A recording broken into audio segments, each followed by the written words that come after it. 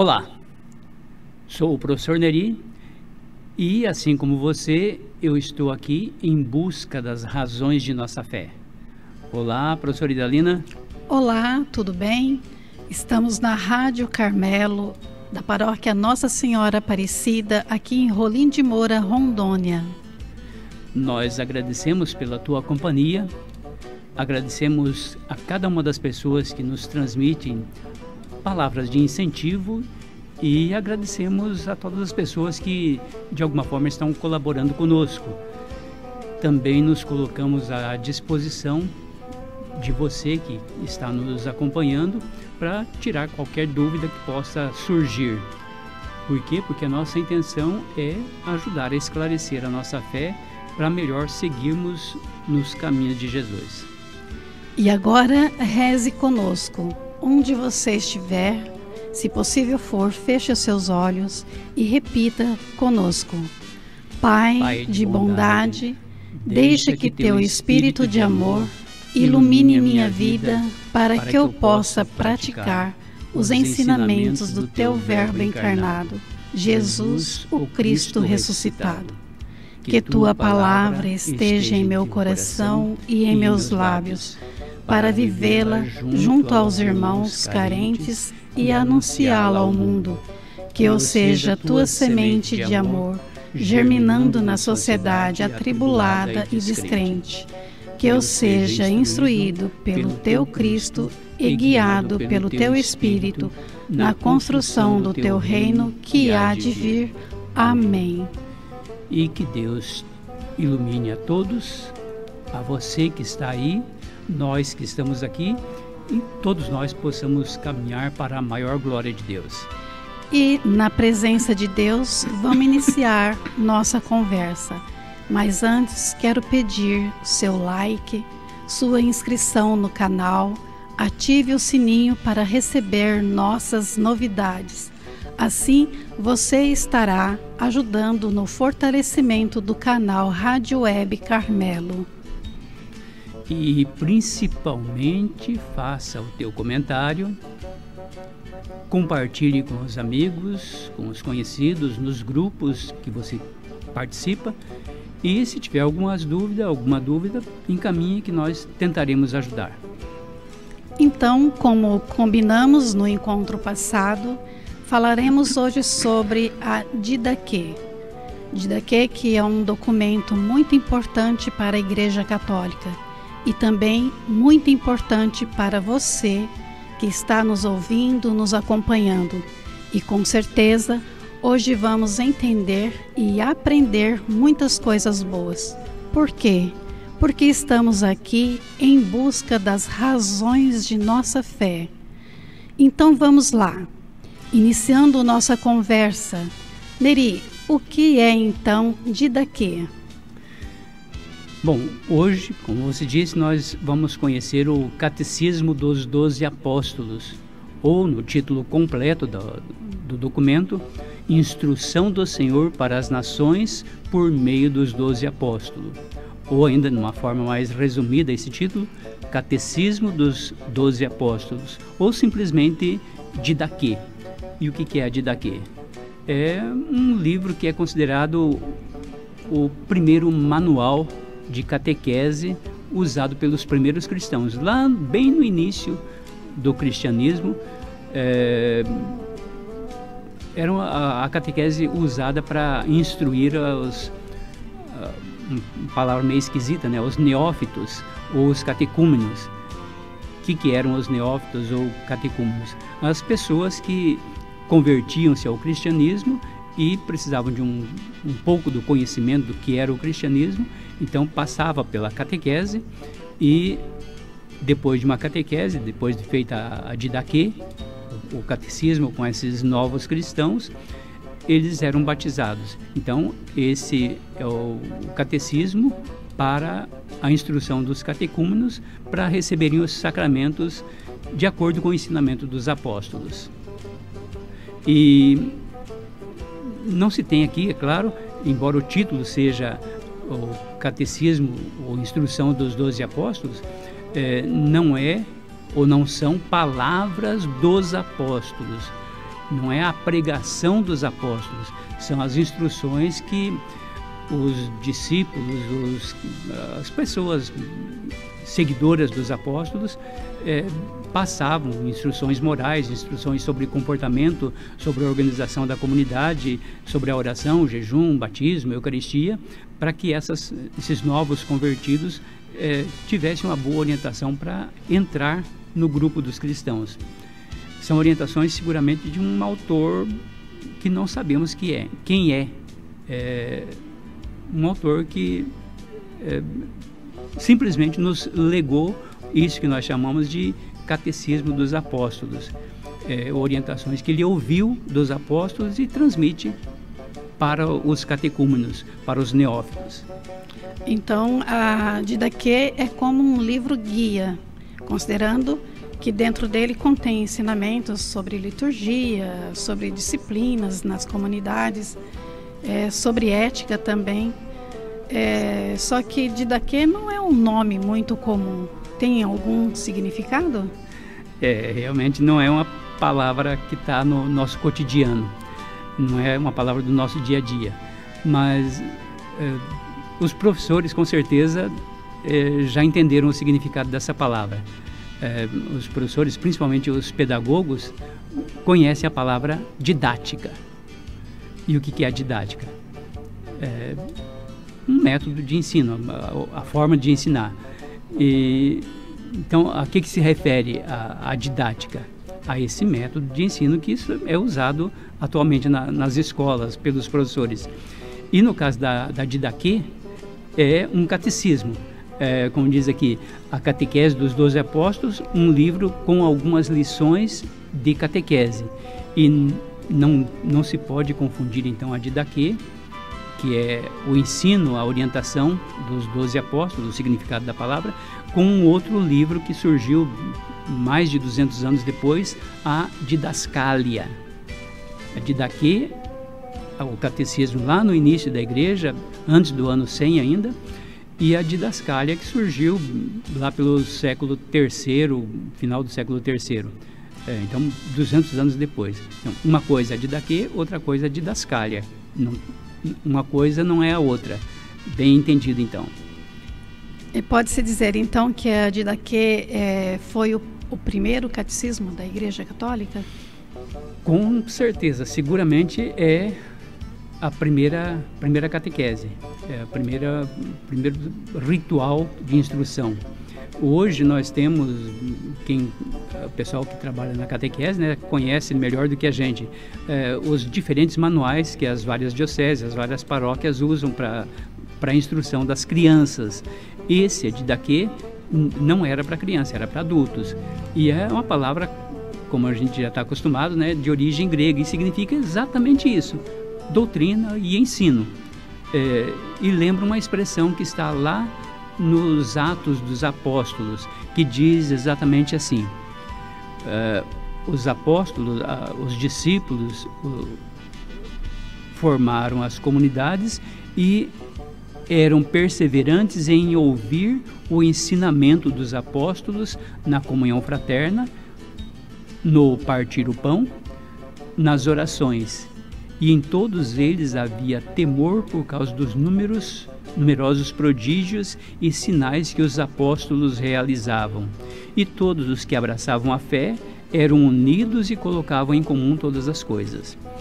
Então, lá em Atos 2, 42 a 44. Então, eram perseverantes no ensino dos apóstolos. Esse é o sentido da Didaquê. Era então, a doutrina dos apóstolos, que consistia em união, em oração, comunhão na fração do pão, que acontecia nas casas. Essa é a ideia da Didaquê, manter o ensino dos apóstolos. E isso fazia com que a catequese da Didaquê era uma orientação, então, que se originava nos apóstolos, embora não fosse a palavra textual dos apóstolos. Por isso que o título é Didaquê, a doutrina dos 12 apóstolos. É um livro bastante antigo, né? E tem como saber quem foi que escreveu? Sim e não. Não e sim. O que é isso? sim, é possível saber que é um livro antigo. E como sabemos disso? Porque foi usado pelos primeiros cristãos. A gente tem registros, né, em vários dos padres apostólicos mencionam a doutrina dos apóstolos, o texto da doutrina dos apóstolos. Então, a Didaquê, os ensinamentos dos apóstolos. Por exemplo, Clemente de Alexandria, Inácio de Antioquia, Policarpo, nós sabemos o que eles escreveram porque eles nos legaram os seus escritos. No caso da Didaquê, não sabemos quem é o autor. Sabemos que, por exemplo, Clemente, Inácio, outros dos padres mencionavam esse catecismo, mas não dizem quem era o seu autor. E também a diferença entre... Esse é um livro, um documento catequético, né? Quase um tratado. E diferente das cartas que o Clemente, por exemplo, que o Inácio enviavam, que tem um começo dizendo quem está enviando a carta e o destinatário. No caso da Didaquê não tem nada disso. Então, não dá para saber quem. Mas sabemos que é antigo justamente porque esses primeiros padres se referem a esse documento como já existente. Se esses padres, no caso o Clemente de Roma, um dos mais antigos que registraram seus ensinamentos, fala de um documento, então é porque esse documento já existia antes dele. Os historiadores datam a Didaquê como tendo surgido, não tem uma data exata, mas por volta do ano 60 até 90. Então, inclusive anterior ao surgimento dos evangelhos de Mateus, de Lucas e principalmente de João. Então, ele não foi escrito pelos 12 apóstolos, ainda que o título é conhecido como Instrução ou Doutrina dos Apóstolos. Mas se não se sabe quem foi o autor, como soube que era o Catecismo dos Apóstolos, então? É mais ou menos isso que a gente estava dizendo antes. Primeiro, não se sabe quem é o autor porque o texto não apresenta quem é o autor. E, como disse, não tem a estrutura da carta, né, como as cartas de Clemente ou de Policarpo. Então, por não ter essa estrutura, não fala quem é o autor. E se não fala quem é o autor, também não fala quem é o destinatário. Mas nós sabemos que o destinatário eram os cristãos que estavam para receber o batismo, principalmente o batismo e depois a Eucaristia. E no ato do batismo também a Eucaristia, que não era chamado ainda como nós chamamos de Eucaristia, mas era a ceia do Senhor. Então não indica o autor. E segundo, porque não se sabe que é um texto antigo, mas é um texto que outros padres, como a gente já mencionou, Clemente de Roma, Inácio, e depois Eusébio de Cesareia, que a gente já mencionou várias vezes, Eusébio que escreveu um grande livro sobre a história eclesiástica naqueles primeiros tempos. Santo Irineu fala também da catequese dos 12 apóstolos, mas o texto original havia se perdido. Então, é um texto antigo que se perdeu e era mencionado por pelos padres daquele período, os padres apostólicos. E somente em 1873, deixa eu conferir se é isso mesmo, 1873, é que ele foi encontrado lá numa biblioteca antiga de Constantinopla, e ao ser encontrado por um bispo lá de Constantinopla, foi encontrado no mosteiro, e lá de dentro do mosteiro ele localizou aquele texto escrito em grego, ele usando a língua grega, conhecendo a língua grega, em 1873 percebeu, é um documento antigo dos tempos apostólicos, e em 1873 passou então a ser traduzido para a língua atual, passou a ser estudado e passou a ser visto que de fato corresponde àquilo que os padres apostólicos mencionavam como o livro que trazia a doutrina dos 12 apóstolos. Então se constatou a autenticidade desse documento encontrado em 1873 e passou-se a estudar e divulgar, e temos hoje em vários lugares as traduções da Didaquê, o livrinho que provém lá dos primeiros tempos da igreja, do tempo apostólico. Se foi dada toda essa atenção ao Didaquê é porque foi um documento muito precioso, né? E ainda é e continua sendo útil para os dias de hoje. Fala um pouco sobre esse livro, a sua estrutura, quantas páginas, quantos capítulos tem o livro? Se nós olharmos as traduções que nós temos hoje, dá a impressão que é um livrinho, até no caso esse que eu tenho em mãos aqui, é um livro de 100 páginas. Mas se nós vamos ver o texto da Didaquê, caberia em menos de 10 páginas, talvez umas 8 páginas de sulfite, 8 folhas de sulfite, caberia todo o texto da Didaquê. Por que tem aqui um livro de 10 páginas, então, para a Didaquê? Porque aqui o professor, o padre Urbano Zilles, que eu tive o prazer de ter aula com ele, traduziu do grego para o português, e além de ter aqui o texto traduzido, tem também os comentários que ele fez para a Didaquê, e comentários, as notas, enfim, os comentários gerais sobre a época de surgimento do livro, do texto lá da Didaquê. Mas o texto em si da Didaquê, então, é curtinho, são 16 capítulos. Hoje a gente leria isso aqui talvez em 10 minutos, o texto da Didaquê. Mas ele está organizado em 3 partes, alguns dizem 4 partes. A primeira parte desse livrinho, desse catecismo, é os capítulos 1 até o capítulo 6. E o interessante é que nesses 6 primeiros capítulos são as primeiras orientações que eram dadas aos neófitos, mostrando a diferença dos caminhos da vida e o caminho da morte. Depois, na segunda parte, que vai do capítulo 7 até o capítulo 10, são orientações litúrgicas, principalmente sobre o batismo, como que deve ser ministrado o batismo em água corrente. Isso é um detalhe interessante, vamos comentar daqui a pouco.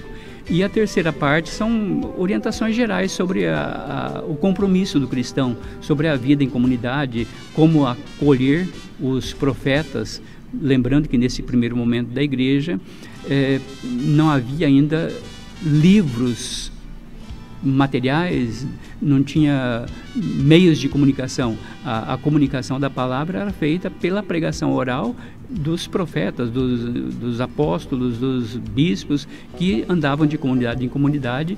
Então a Didaquê, na terceira parte, orienta como se recebe esses profetas que vêm para as comunidades, e principalmente sobre como fazer a celebração dominical.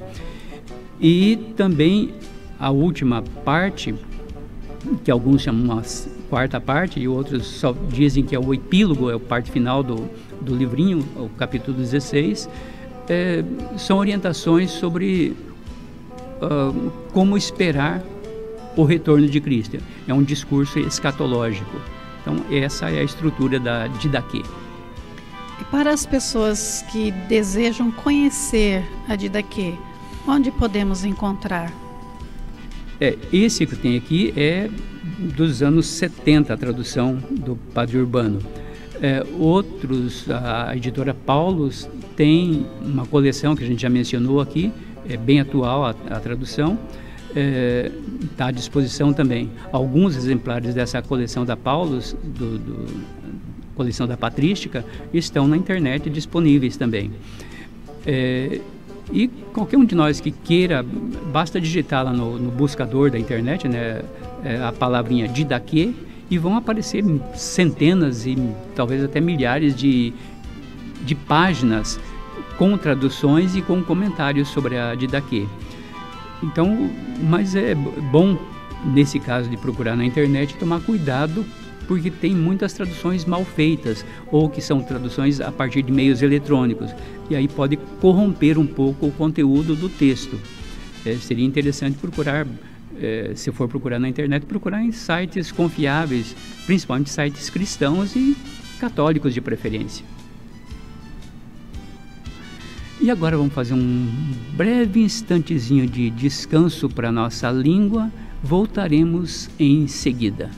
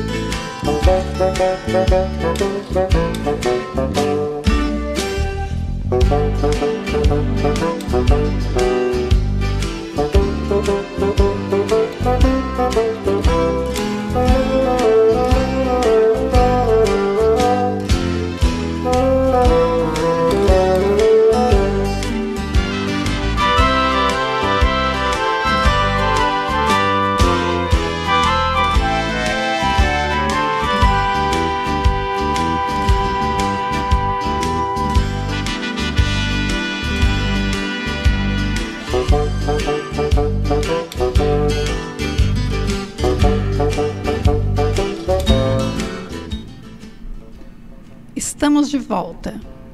Vamos continuar aqui a nossa conversa, e está muito calorosa, né, esse nosso diálogo aqui.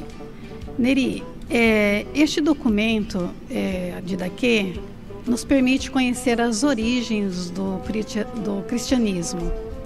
Ele dá uma ideia de como era a iniciação cristã, as celebrações, a vida das primeiras comunidades. Como é apresentada essa catequese no livro?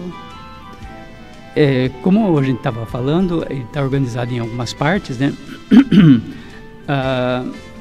Na primeira parte tem algumas coisas bem interessantes. Vamos ver, pegar alguns trechinhos aqui.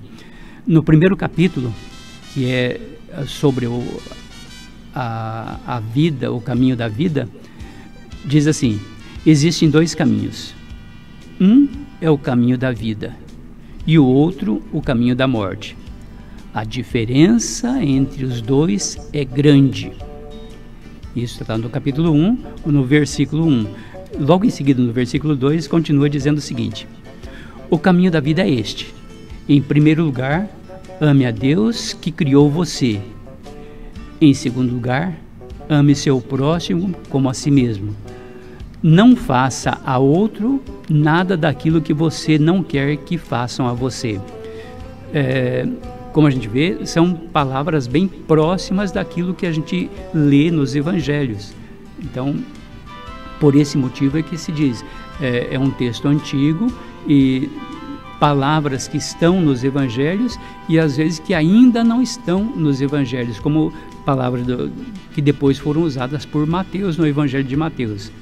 E diz mais ainda aqui no versículo 3 do capítulo 1. O ensinamento que deriva dessas palavras é o seguinte: bendigam aqueles que os amaldiçoam e rezem por seus inimigos, e ainda jejuem por eles, por aqueles que os perseguem. Com efeito, se vocês amam aqueles que os amam, que graça vocês merecem? Os pagãos não fazem o mesmo?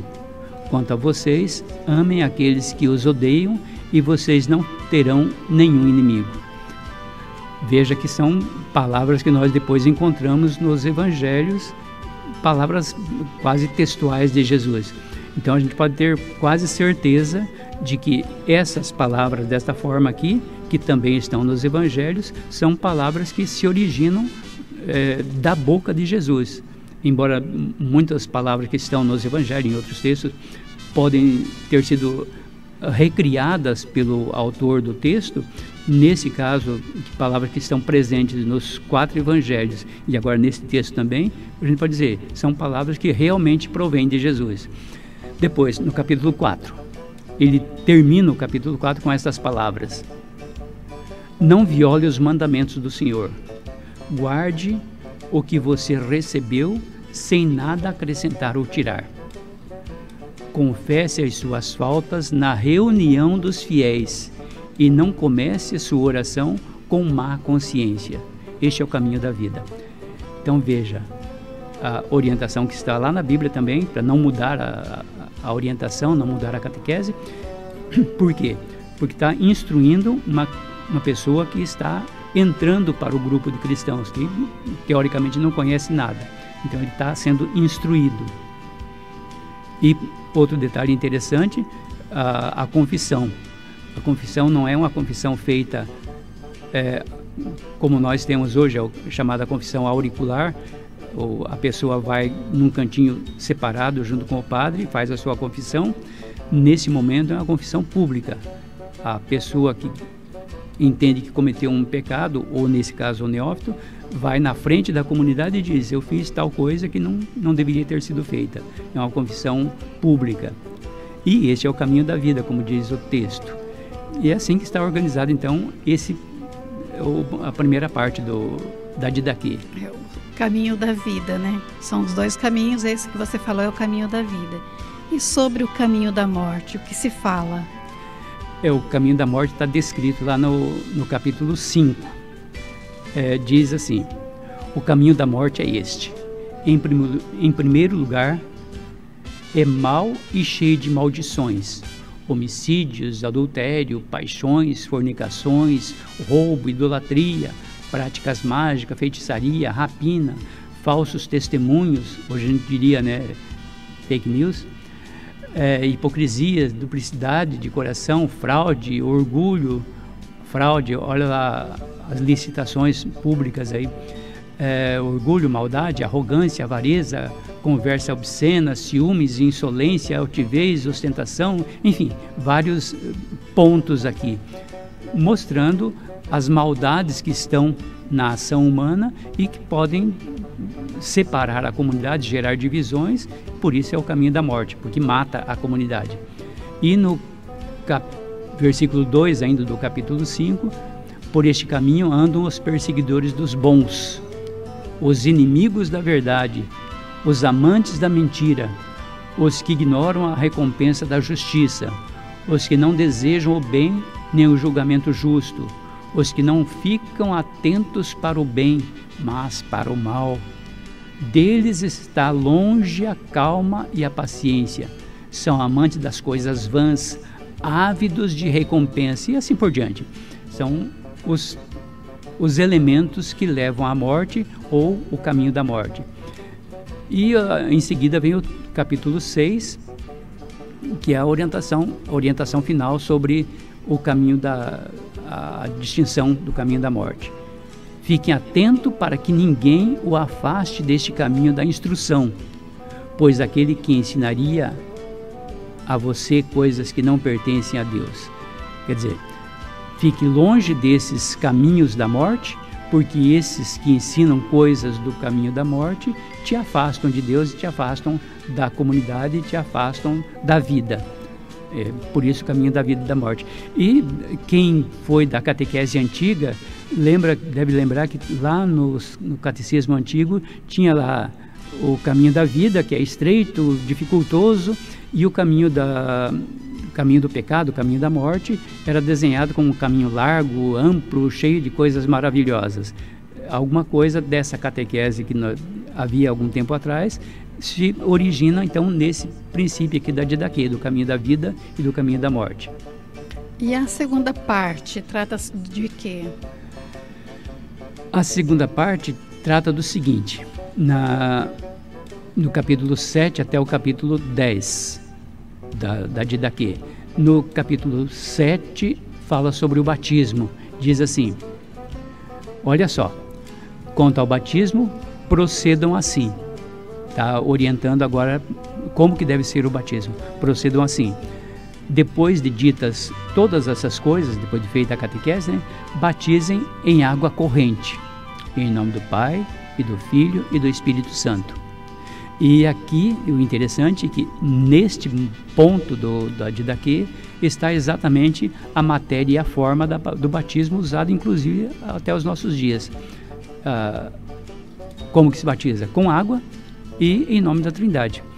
E o interessante e aqui muitos irmãos das outras igrejas nos acusam, a Didaquê orienta a batizar com água corrente.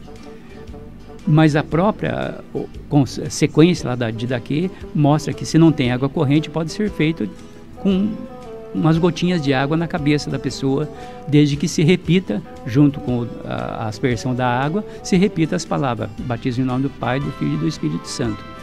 Então, as origens de como nós ministramos atualmente o sacramento do batismo. Depois, no capítulo 8, tem algumas orientações sobre o jejum. Diz assim: que o jejum de vocês não coincidam com o dos hipócritas. E aí ele diz como que é a oração, o jejum dos hipócritas e como que deve ser a oração do cristão. Depois, no capítulo 9, sobre a oração: não rezem como os hipócritas, mas como o Senhor ordenou no seu evangelho, na sua boa notícia. E como que o Senhor ordenou? Ele, inclusive, orienta para rezar 3 vezes ao dia a oração que nós chamamos de Pai Nosso. E está lá no texto, o texto do Pai Nosso, da mesma forma que está lá nos Evangelhos também. E depois, do capítulo 9 e 10, são orientações sobre a Eucaristia. No capítulo 9, as orientações sobre a Eucaristia, e o 10 sobre a oração pós-Eucaristia. Quer dizer, o que nós temos hoje na nossa liturgia está, de alguma forma, orientado aqui na Didaquê. Como eu disse no início, não é um livro de receita pronta, mas é uma espécie de um plano de aula para o catequista orientar o neófito. E diz então, lá no final da oração, no capítulo 10, que a tua graça, depois de receber a ceia, né, de participar da ceia, a pessoa vai fazer a sua oração pessoal, a sua oração de agradecimento, e termina dizendo: que a tua graça venha a este mundo, que a tua graça venha e este mundo passe. Hosana ao Deus de Davi, que é fiel e venha. Quem não é fiel, converta-se. Maranatá. Amém. A expressão Maranatá significa exatamente isso: vem, Senhor, vem. Então, ora-se, faz a oração de agradecimento e ao mesmo tempo pedindo a presença de Jesus. E a parte final do catecismo vai dizer o quê? Como a gente disse no início, o final são os capítulos 11 até o 15. E são apresentadas então algumas orientações sobre a vida em comunidade, sobre como reconhecer um profeta, um apóstolo, diferenciando do falso profeta. Lá no capítulo 11, versículo 4, diz assim: todo apóstolo que vem até vocês seja recebido como o Senhor. Ele não deverá ficar mais do que um dia, ou, se for necessário, mais outro. Se ficar por 3 dias, é um falso profeta. Olha só que interessante.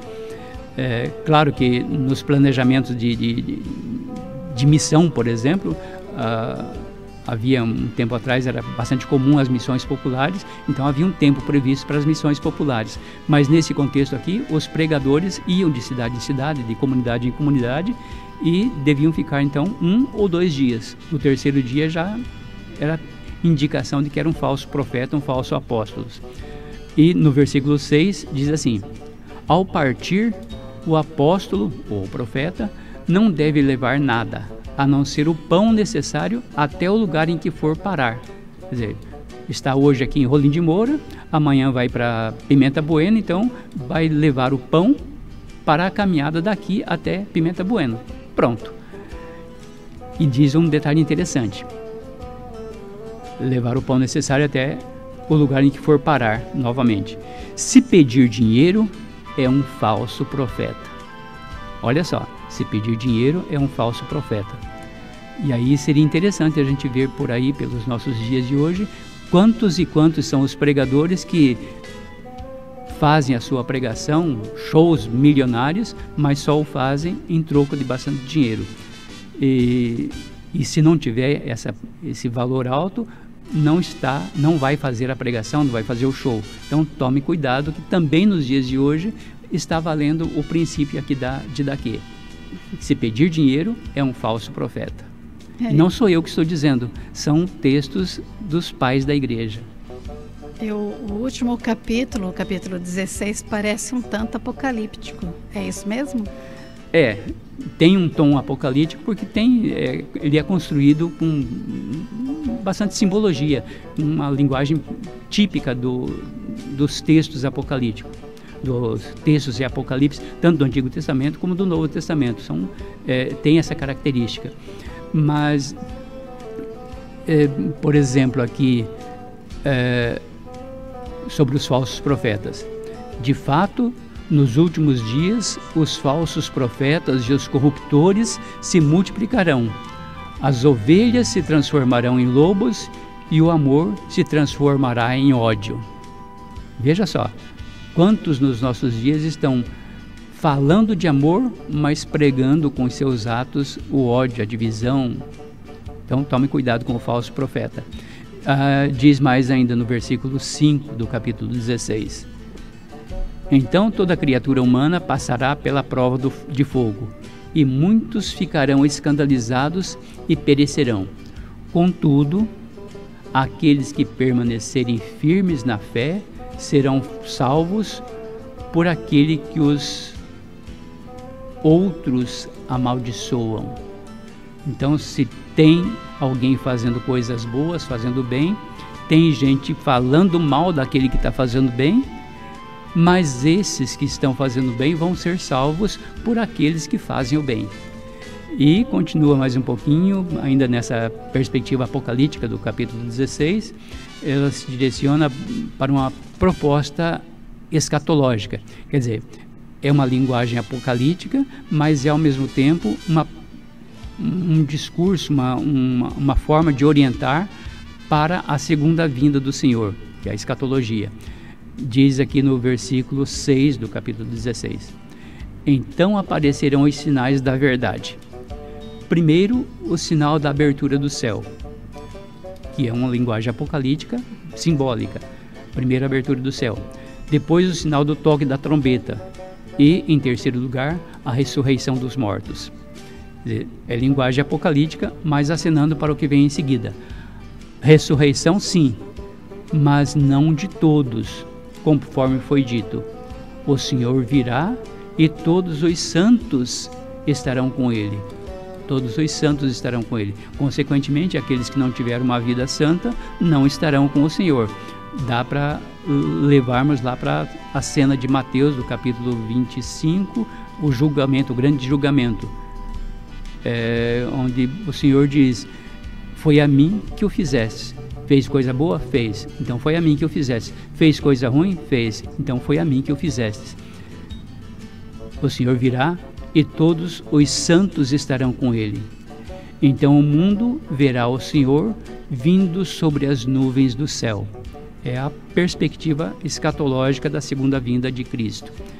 Claro que ele não diz aqui, como Jesus mesmo orientou, não tem data prevista para isso, mas o fato é que o cristão é aquele que vive cotidianamente na construção de um mundo justo, um mundo de amor, um mundo de fraternidade, de solidariedade, enquanto outros estão trabalhando o contrário disso.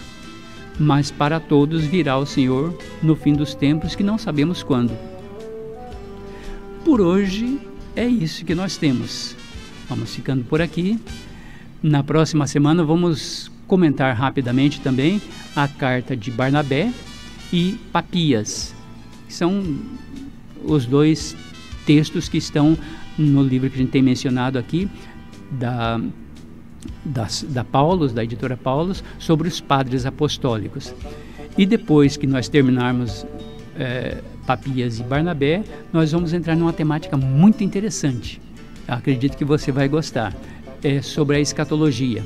O que é a escatologia? É um discurso sobre o tratado que a igreja tem, a discussão, a teologia sobre a vida pós a morte. Então, coisas que nós cremos sobre a vida eterna, vida, morte, céu, inferno, o destino depois da morte, a salvação, enfim, temas dessa natureza que são tratados na escatologia, que nós vamos tratar depois que terminarmos Papias e a carta a Barnabé. Esse material que a gente tem comentado aqui também vamos organizar melhor e vamos disponibilizar na forma de um e-book. O que é um e-book? É um livro eletrônico.